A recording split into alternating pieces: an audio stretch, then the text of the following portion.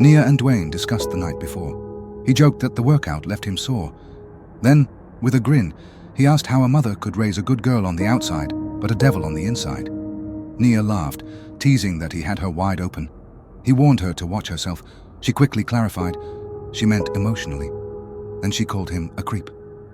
The tone changed when Nia mentioned Latoya. Nia said Latoya served time for fraud and theft in her 20s. After getting out, she struggled to rebuild her life, and that's when she mentored and supported her. Just then, Latoya called. Nia yelled at her for ignoring her calls. Latoya fired back, saying she tried to call Nia several times with no answer. Nia accused her of lying and told her to don't do it again. Latoya asked who was with her. Nia confessed Dwayne as she put him on speakerphone. Dwayne greeted her with big ups from DC. Dwayne left as Nia and Latoya talked. Latoya said Bad Chad hooked her up, paying her rent for the year, buying her bags, shoes, and dresses. In return, he boasted and shared photos of her with friends. Latoya suggested meeting today or tomorrow. Nia told her she had a karate class, but they would meet up after. As Nia reflected, Dwayne's phone buzzed. A message appeared on the screen. It was from his mother. "Jerome, call me now." When Dwayne returned, he asked Nia what the plan was. She told him she had to get to karate to work on defense moves, like the ones she'd used on him last night. Then they kissed. After karate class, she called Dwayne's job again. The receptionist said there was no Dwayne Campbell, only a Dwayne Campbell. The receptionist apologized for the busy dealership and misunderstanding. Elsewhere, Latoya reminisced about her time in jail and listening to late-night radio DJ DC. Women called in, shared stories, using only first names. Some went missing, although DC was proactive in giving the impression he was aggressively helping the community find these women. Back with Nia, she phoned Dwayne. She asked when they'd see each other again. Dwayne said he needed to head home, but wanted to take her dancing the following night. Nia hesitated, then mentioned the message she'd seen. His mother calling him Jerome. She clarified she wasn't snooping, she just happened to see it. Dwayne grew defensive. He accused her of spying, then said his mother called him Jerome.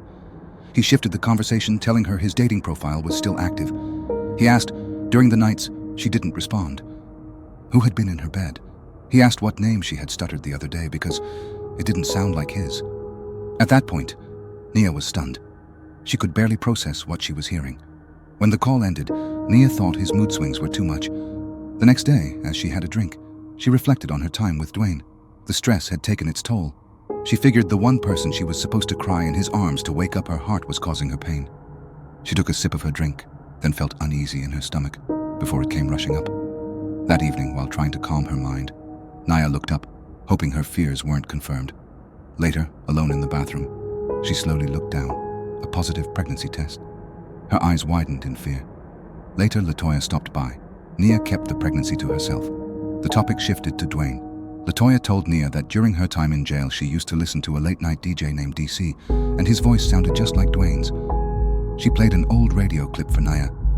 But before it could go further, Nia leaned forward and made it clear Latoya needed to back off with the bad comments about Dwayne. Latoya sat in silence, realizing just how much control Dwayne already had over her friend. Nia brushed it off, saying she'd talk to Dwayne tomorrow over dinner. After all, she added, he's going to be shocked to learn. But never finished the sentence about the baby. Elsewhere, Dwayne was at his laptop in a dim hotel room. He opened a folder labeled NIA-90%, containing photos, memos, and logs of her behavior. Nearby folders, Tamara, complete. Joanne, dropped, and Marsha, lost. Then a call came in. Dwayne answered, his voice full of apologies. Dwayne said Kingston wasn't in the original plan. After Nia responded to his profile, he stayed longer than expected.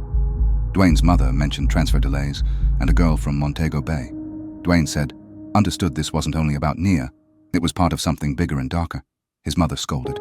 Others met their targets easily. What was the reason for his struggle? Dwayne paused and thought love.